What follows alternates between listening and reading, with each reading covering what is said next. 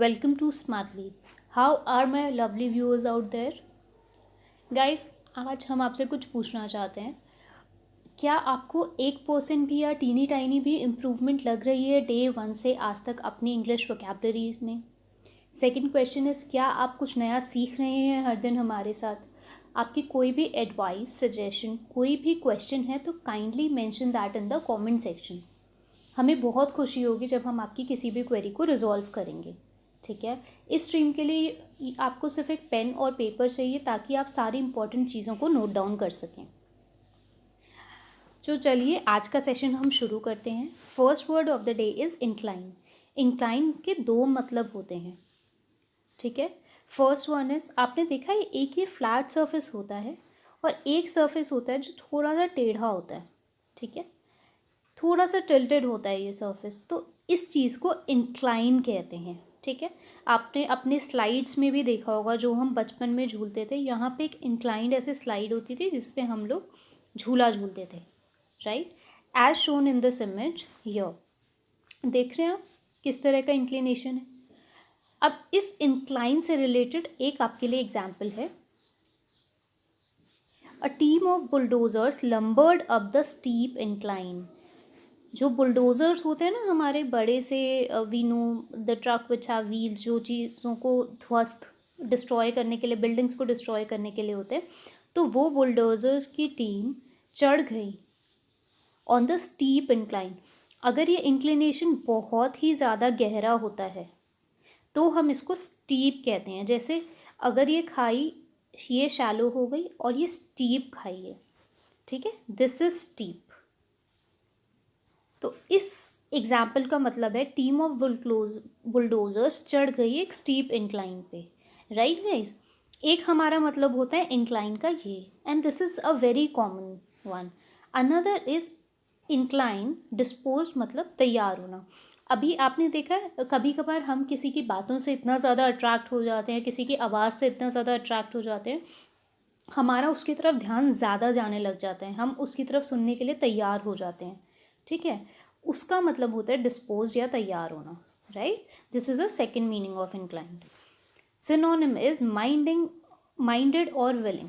देखिए, अगर हम किसी की तरफ इंक्लाइन होते हैं, अट्रैक्ट होते हैं, तो हम उसके बारे में सोचने लग जाते हैं या उसके लिए कुछ करने के लिए विलिंग हो जाते हैं, तो उसको भी इंक्लाइन कहते हैं. Right. For example, I am incline towards following my passion, और I am incline towards following my dreams. I am willing to follow my dreams. Right. That is the meaning of incline or inclination. Right. अब antonym is very simple. डिसइंक्लाइंड. किसी की तरफ attract या किसी तरफ तैयार ना होना. Right. For example, I incline to the view that he is right. मैं इस व्यू की तरफ तैयार हो गया या सहमत हो गया कि वो ठीक है. इसको आप हिंदी में सहमत भी लिख सकते हैं. Right guys, I hope this word is clear for you. Let's get forward. Next word is vary. इसका मतलब क्या होता है, आपने कभी कुछ ऐसे हमारी बोर्ड्स होते हैं ऑन द रोड साइड जिस पे ये मार्क होता है, यहाँ पे कॉशन भी लिखा होता है. ठीक है. तो ये आपको वैरी रहने के लिए एडवाइस करता है. वैरी मतलब सावधान. स्टे कॉशियस, स्टे सावधान. ठीक है guys. Okay. Synonym is careful और सर्कमस्पेक्ट. केयरफुल तो इजी है आपके लिए, जब आप किसी को सावधान होने के लिए कहते हैं तो आप कहते हैं बी केयरफुल. सर्कमस्पेक्ट क्या होता है? सर्कम मतलब something which is circular, spect मतलब कि उसको चेक करना. तो जब भी आपको किसी चीज़ के बारे में ध्यान रहना है तो आपको चारों तरफ से उसके बारे में चेक वगैरह करके ध्यान रखना है कि कुछ चीज़ गलत ना हो. तो आप चारों तरफ से अगर किसी के बारे में पता लगा के सावधान रहते हैं तो उसको वैरी, कॉशियस, केयरफुल कहते हैं या सावधान. ठीक है guys. Okay. Antonym is unwary. किसी चीज़ के बारे में सावधान नहीं होना, असावधान is unwary. Okay. For example, his expression was wary but he said nothing. उसका एक्सप्रेशन सावधान करने वाला था लेकिन उसने कुछ बोला नहीं. उसके एक्सप्रेशन से पता चल रहा था कि वो बहुत ज़्यादा सावधान मोड से है. राइट. अब मैग्नीट्यूड क्या होता है? एक मैग्नीट्यूड होता है suppose you are buying milk, suppose आपके कोई टेम्परेचर है, हम उसका जब कुछ भी अंक निश्चित करते हैं, उसको आंकते हैं, ठीक है। तो जैसे मिल्क कितना है, 1 लीटर है, कोई भी चीज़ 1 kg में जैसे कैलकुलेट हो रही है, या टेम्परेचर अगर 1 डिग्री सेल्सियस है तो टेम्परेचर का मैग्नीट्यूड हो गया, किसी भी चीज़ के वेट का या वॉल्यूम का मैग्नीट्यूड हो गया, एक तो ये हो गया, ठीक है। एक मैग्नीट्यूड होता है इम्पोर्टेंस और अहमियत, ठीक है, कि आपकी बातों का मैग्नीट्यूड क्या है, आपकी बातों का इम्पोर्टेंस क्या है, ठीक है, आपकी बातों की सिग्निफिकेंस क्या है, ठीक है। Okay, antonyms ट्रिवियलिटी। ट्रिवियलिटी क्या होती है, कोई चीज़ अगर ट्रिवियल होती है, ये वर्ड हमने आपको पहले भी पढ़ाया हुआ है। ट्रिवियल मतलब कुछ बहुत छोटा है जिसकी वैल्यू बहुत ही कम होती है, बहुत unimportant. Yes, the word is unimportant. जो चीज़ बिल्कुल इम्पॉर्टेंट नहीं है उसको हम ट्रिवियल कहते हैं, right. Okay, that is the antonym of magnitude. We did not realise the magnitude of the problem. हमें प्रॉब्लम की अहमियत के बारे में नहीं पता चला। Okay, right. Next word is compatible. Compatible आपने बहुत कॉमनली सुना होगा, दो लोगों के बीच में कंपैटिबिलिटी होना, ठीक है। मान लो this person is a getting married to this girl B, ठीक है।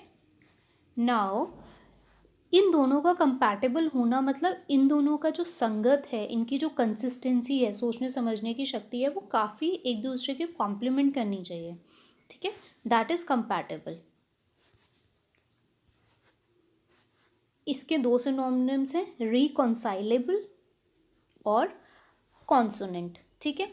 रिकॉन्साइलेबल मतलब भी यही होता है जिस कॉन्टिन्यूस है, दोनों एक दूसरे के बारे में समझ पा रहे हैं, thoughts, things can be matched, that is reconcilable, right? Okay, then antonym is inconsistent. ये क्लियर है। अगर आपका सिनोनिम या मीनिंग कंसिस्टेंट है तो antonym is inconsistent, right. For example, this printer is compatible with most PCs. अब जैसे machines की बात है कि ये जो प्रिंटर है बहुत सारे पीसीज के साथ कंपैटिबल है, कंसिस्टेंट है, अटैचेबल है, वर्केबल रहेगा, थिंग्स विल बी सक्सेसफुल। ये होता है कंपैटिबल का मतलब, right. Next word is constraint.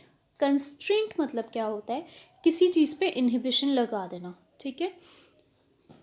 जैसे बहुत कॉमनली हम टाइम कॉन्स्ट्रेंट बोलते हैं, ठीक है, कि टाइम की रुकावट है, टाइम की बाध्यता है, इसीलिए इस काम को हम नहीं कर पा रहे, ये टाइम की इनहिबिशन है, ठीक है। तो जनरली आप कंस्ट्रेंट को टाइम के साथ देखेंगे, right guys. Okay, synonym is uneasiness और एम्बैरेसमेंट। अगर आपके ऊपर किसी चीज़ की इनहिबिशन होती है तो आप खुल के एक्सप्रेस नहीं कर पाते अपने आप को, ठीक है। You are not easily doing anything, that is uneasiness, ठीक है। और कोई अगर आपको रोक टोक करता है, आप पे कंस्ट्रेंट लगाता है, तो आप एम्बैरस फील करते हैं, that is embarrassment. Easy. Okay, antonym is openness. अगर आप इनहिबिशन लगाते हैं तो कंस्ट्रेंट है, कोई कंस्ट्रेंट नहीं है, you are open, you are free, then openness, right. आप मुझे कमेंट सेक्शन में मेंशन करके बताएंगे कल हमने ऐसा कौन सा वर्ड पढ़ा है जो which is similar to this constraint and openness, कि कोई आपके ऊपर बहुत ज़्यादा स्ट्रिक्ट है या somebody treats you casually, somebody is not strict। अगर आपने कल का सेशन ध्यान से देखा है तो आपको इसका मतलब पता होगा, इसका आंसर पता होगा, right guys. Now the example of constraint is, at last we could relax and talk without constraint। हम किसी भी inhibition या बाध्यता के बिना डिस्कशन कर पाए at last, right? Okay, next word is deter। deter क्या होता है, deter मतलब किसी चीज़ को रोकना, ये verb है, ठीक है, किसी को रोकना, ठीक है। Then the synonym is stop or put a stop to। okay, I hope synonyms are also clear to you guys। किसी चीज़ को जब हम रोकते हैं, रोक टोक करते हैं, तो उसको कहते हैं स्टॉप करना है, किसी को डेटर करना, I deter you from doing that, ठीक है। लेकिन अगर आप किसी को प्रोवोक या एडवाइस या पुश करते हैं उस काम को करने के लिए, उसको कहते हैं इनकरेज. तो obviously it is the antonym of deter. Okay, right. For example, these measures are designed to deter an enemy attack. ये मेजर्स इसलिए डिज़ाइन किए गए हैं ताकि एक एनिमी अटैक को रोका जा सके. Right guys. Okay, next word is suppress. Suppress मतलब किसी को दबा देना, छिपा देना. ठीक है, जैसे हम लोग बोलते हैं ना कि पहले क्या होता था, इंडियंस की आवाज़ को सप्रेस कर दिया जाता था, दबा दिया जाता था, या फिर जैसे सेंसर, छिपाना, ये इसका लिटरल मीनिंग है. ठीक है, जब आप किसी चीज़ को ओपनली आने नहीं देते, उसको सेंसर, उसको छिपाना या सेंसर करना कहते हैं. ठीक है, या आपने सेंसर बोर्ड के बारे में भी सुना होगा कि जो विजुअल्स इमेज में शो करने के लायक नहीं होते हैं वो उनको हाइड कर देते हैं या फिर उनको एडिट करवा देते हैं. ठीक है, तो उसी तरह सेंसर मतलब होता है चीज़ों को छिपाना, सप्रेस मतलब छिपाना. ओके, देन रिडैक्ट, एक ये भी वर्ड है सेंसर के लिए या सप्रेस के लिए. एक होता है कंसील. अब आपने देखा होगा एक ये मेकअप मटेरियल आता है.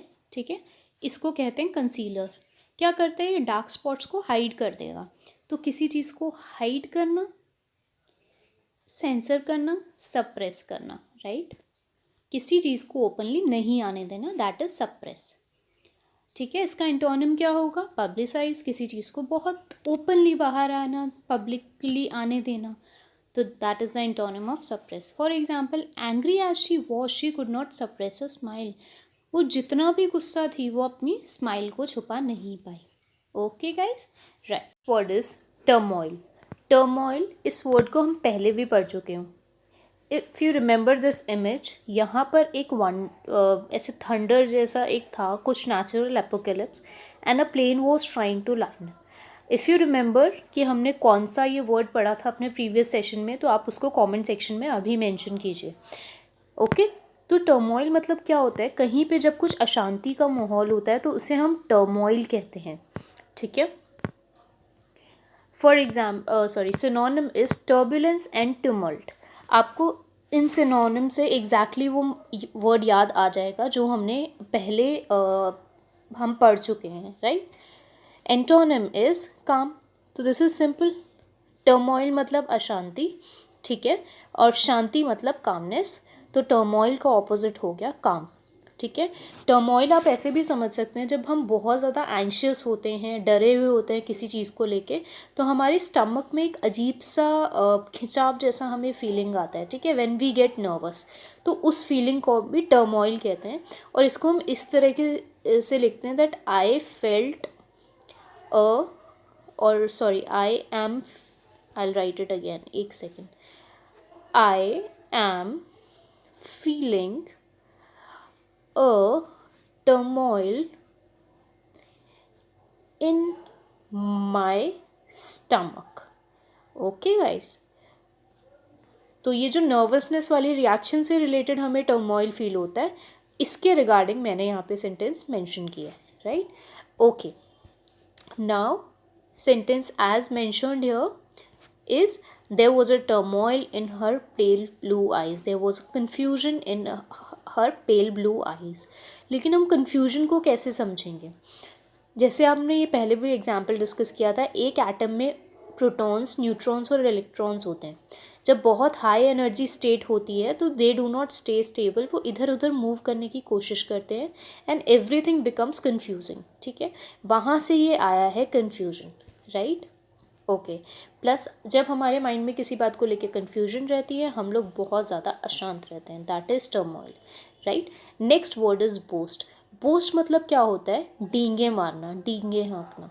ठीक है, इसको हम ब्रैगिंग भी कहते हैं. ठीक है, for example, that lady is not so smart or intelligent but she still claims to be so. She always keeps on bragging or boasting about her intelligence.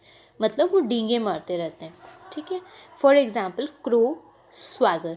अब यहाँ पर क्रो क्यों लिखा है, डींगे मारना बकवास बातें करना भी होता है. तो आपने क्रो बर्ड के बारे में सुना होगा. ठीक है, तो एक तो बर्ड होता है, दूसरा क्रो को इस रिस्पेक्ट में यूज़ करते हैं बोस्ट और ब्रैग के रिस्पेक्ट में, ठीक है। Another word is swagger. अब आप लोग काफ़ी ज़्यादा फेमिलियर होंगे, ठीक है। कुछ लोग कुछ हाथ से अपने स्टेप्स करते हैं, कुछ ऐसे वर्ड्स यूज़ करते हैं, उनका कुछ तकिया कलाम ऐसा हो जाता है जिनको वो स्वैग कहते हैं। Actually these are not required. कुछ लोग एक्सट्रीम एक्सेस में एक्सेसरीज पहन लेते हैं, तो this is not required, but they still call is swag. तो the person who is a swagger, वो अपनी चीज़ों के बारे में पोस्ट करता रहता है, बहुत ज़्यादा शो ऑफ करता है, right. Okay, antonym is depreciate, ठीक है। तो जो अपने आपकी डींगे नहीं मारता उसका ऑपोजिट होता है जो अपनी कमियों के बारे में ही बात करता है, ठीक है, अपनी कमियों को ही काउंट करता रहता है। For example, the boast of arrogance soon turns to shame. जो अपने एरोगेंस, नेगेटिव एटीट्यूड की, एक्सट्रीम नेगेटिव एटीट्यूड के बारे में डींगे मारता रहता है, जल्दी ही वो शेम में कन्वर्ट हो जाता है, ठीक है। Then next word is captivate. Guys, this is the last word of the day. Now इसको ध्यान से पढ़िएगा। Captivate मतलब किसी को मोह लेना, ठीक है। जैसे आपने देखा होगा, I was captivated by her beauty, ठीक है, that is मोह लेना। Captivate से भी ज़्यादा important word यहाँ पे enthrall, ठीक है, इसको आप याद रखेंगे, right? Then synonym is charm और enchant।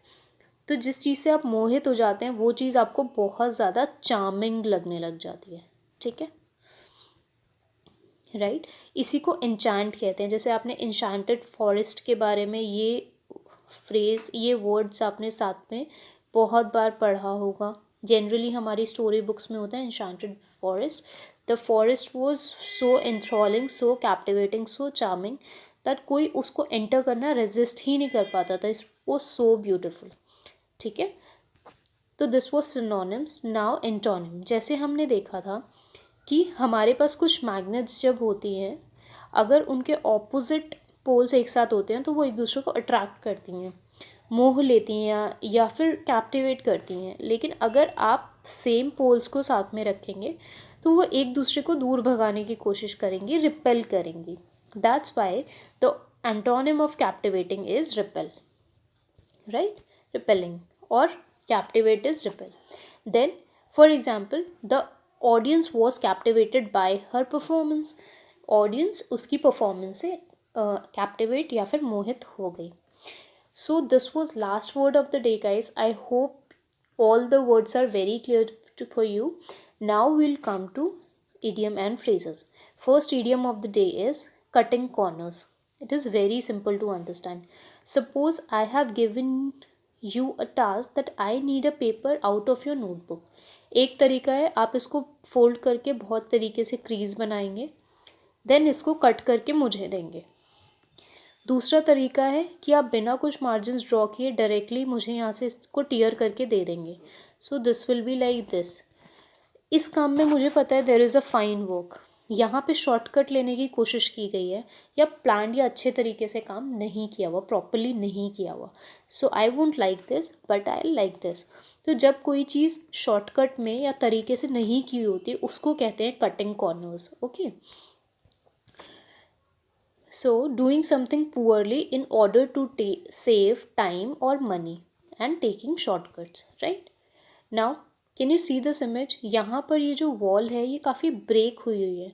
आप इसमें देख भी सकते हैं कि अंदर से the things are not placed correctly,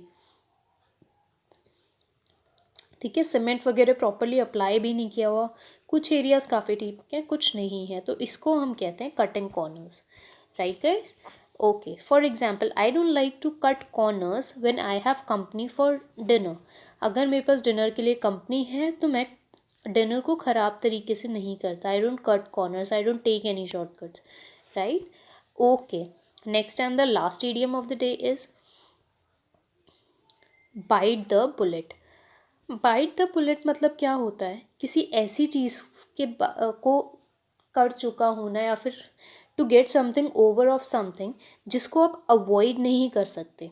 for example, can you see this image? ये एक ओल्ड कपल है, ठीक है। Now they are very sad. Can you see her face? They are very sad, and the man is saying, I know you're upset selling our farm, but times are tough. We have to bite the bullet. तो उन्हें पता है कि ये situation बहुत ज़्यादा upsetting है, but we have to digest it, we have to get over it because it is inevitable, right. या तो आप इसको इससे याद कर सकते हैं, या इसका और सिंपलर डेफिनेशन है फेसिंग और एक्सेप्टिंग अ डिफ़िकल्ट सिचुएशन, ठीक है। फेसिंग और एक्सेप्टिंग अ डिफ़िकल्ट सिचुएशन। तो गाइज ये वाला सेंटेंस मैंने आपके लिए इसलिए रखा है क्योंकि यहाँ पे एक बहुत इंपॉर्टेंट वर्ड है इनएविटेबल। ये वर्ड हम पहले भी पढ़ चुके हैं, जिसका मतलब होता है अनअवॉइडेबल, ठीक है। तो इंग्लिश धीरे धीरे ये याद करने के साथ ये भी इम्पॉर्टेंट है कि आप अपनी वोकैबलरी सुधारें। अब अपने राइटिंग पैटर्न के अंदर अच्छी वोकैबलरी का यूज़ करना शुरू करें, ठीक है। सो to give you a better way of writing the same words, I have written two definitions of bite the bullet, right guys? Okay, we'll take one example also.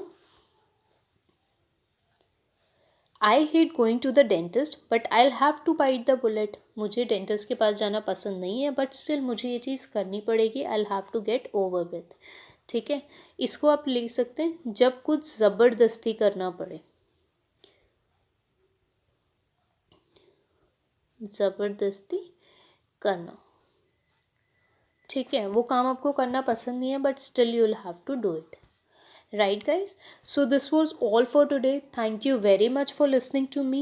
You are always lovely to these guys, and thank you very much, right? Take care. Please like the session and share it if you really like the video. Take care, stay safe.